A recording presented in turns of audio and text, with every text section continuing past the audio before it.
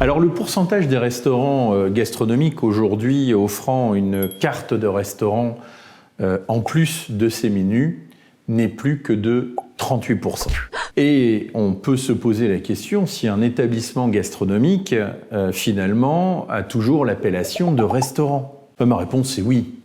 Parce que finalement, un restaurant, c'est un lieu où l'on sert des mets moyennant un paiement. Mais le fait que dorénavant, la restauration gastronomique a pris la tendance du menu imposé, qui, dans sa réflexion, a une certaine homogénéité, voire une industrialisation, nous fait perdre quand même, je pense, de la créativité, de l'audace, de l'instinct.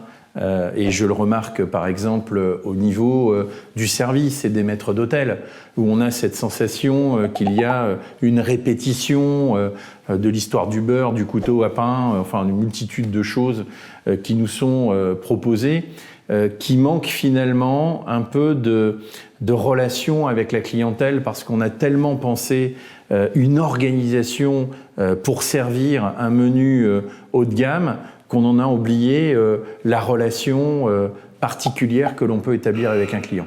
Combien de maîtres d'hôtel vont demander « mais d'où vous venez, de quelle région avez-vous bien voyagé ?» Enfin, de sonder le client pour essayer d'établir une relation avec lui, alors que finalement, on a eu un process en amont d'expliquer que quand on sert l'amuse-bouche, on doit dire tel mot, quand on sert la viande, tel mot. Et finalement, on perd, moi je trouve, dans l'organisation des restaurants qui n'ont que du menu, une petite part d'âme qui permet aux clients d'être surpris parce qu'on a envie de mettre de l'audace.